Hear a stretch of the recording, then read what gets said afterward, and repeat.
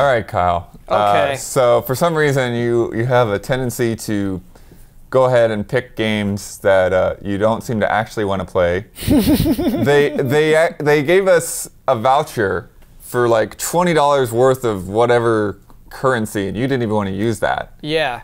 So this is Pokemon Rumble World. What is it? That is funny. We should. I didn't know we're allowed to talk about that. Here's the code for the game, and then here's $20 to spend on it. I said, no, thank you. What the nice thing I can say about Pokemon Rumble World is that I played it for a substantial amount of time, spending $0.00. Okay. There's actually, it doesn't give you a strong initiative, I think, until fairly late into it to ever spend money, which is something I appreciate. But also, you know, those are drug dealer tactics. Wait until you're hooked to start asking for money. So here's what it is. Blood, imagine a game where...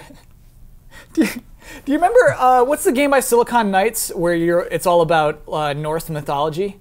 Too Human? Too Human. Do you remember they were talking about, just imagine a game where combat is only 2 analog sticks. In this game, combat is 1 analog stick. Okay. You just move around and you auto hurt enemies. So you're using toy Pokemon. None of this. There's no real Pokemon in this game. Don't get it mixed up. This is the one that had like the precursor amiibo, the weird little figures that nobody even knew about. Yeah, those are all from Pokemon Rumble. So you got the toys, the Pokemon toys, and all you do is you just kind of like mash yourself into the others. Okay. And that is the gameplay mechanic of this game.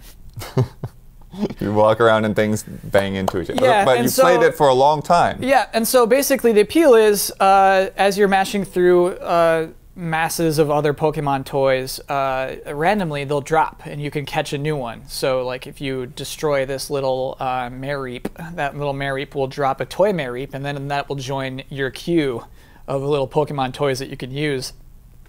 And eventually, that Mareep that you just dropped is going to be stronger than the one that you're using. So you switch out. You know, you want to switch because you got a type advantage. You see this Pokemon up there. It's like, oh, that's a water type. Let me switch to my grass type. Okay, let's go. I'm just going to ram into you now. That's the game.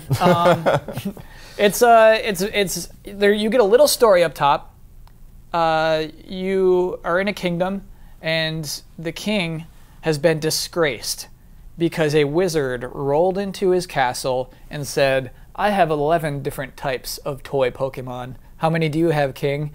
And the king said, I have but one. It is a Pikachu. So he calls upon you. In your case, it would be it'd be Daniel Bloodworth. He says, Bloodworth, I need your help. Find more Pokemon for me. I'll give you my Pikachu.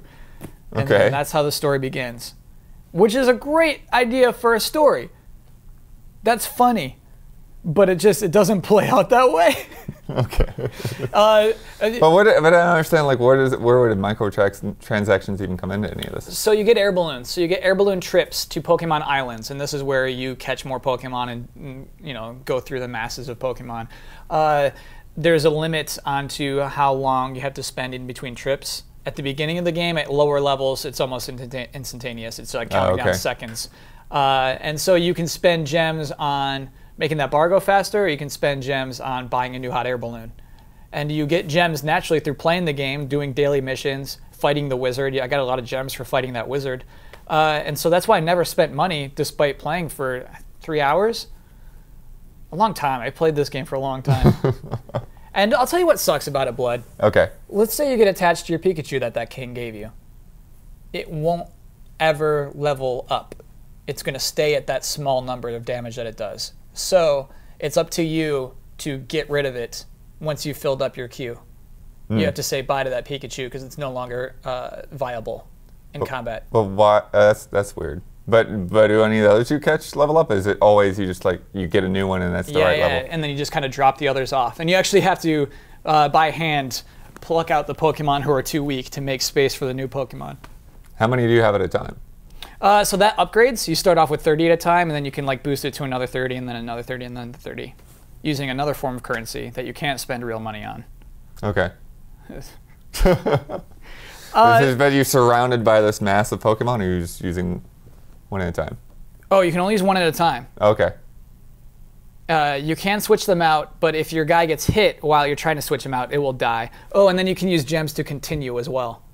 So I guess if you eventually get to a point where you're challenged in the game, you could start wanting to spend money to do better. Wow. Yeah. So you still sound like you don't like this. Right. Isn't that funny? I said a lot of positive things, but no, it's game design is, hey, how can we make meters to make people want to give us money? Okay. That is what this game is about. It's free to start. You can download this and experience it for yourself right now. And you can feel my rage. But isn't that funny? I'm a very internally raged today. But I mean, I guess it's not that offensive. You played Pokemon Shuffle? Yeah. That to me was offensive from the start. Right, because it's like teaching you about the mechanic of buying things. Within like the first 60 seconds, right. This one eases you in way nicer. It's a more pleasant, free-to-start Pokemon game. I'd recommend it over Shuffle, I guess. I don't want to recommend either. I really don't. But that's what it is. The Pokemon look kind of gross, too. They look oh, you're right. That's weird great. Little pixely thing. Angles. Yeah. Very minimalized, but also just like they don't carry any of the charm that the original designs carry. Yeah. Because I think it was originally made for like having a lot on the screen, so they were like very sparing with the polygons. Was it the Pokemon Farm game? I think it was called like My Pokemon Farm or something. My Pokemon Ranch. Ranch. Nice, Blood. You saved us. It was for that. You're right. It was to have a bunch on the screen. But we're not on the Wii anymore. We can look at 3D Pokemon. I don't know, man. Like, what is Nintendo doing? With Pokemon, whatever. They do whatever they want. It's just weird stuff. It's like the episode, I'll never not think of this now, the episode of South Park talking about free-to-play games just goes deeper into, I always thought it was just for, they always said, like, 99% of the people don't pay, and I'm sure that'll be true of this game, and then, like, the 1% of the people who do make up the money for the rest of the people. But the way games are designed for addicts, it just really rubs me the wrong way. And, Pokemon can be addictive, and so that's what's so scary about it, Mm-hmm. And so just to put money attached to it just really gives me the creeps. No creeps. Gives me the creeps. Put that in quotes.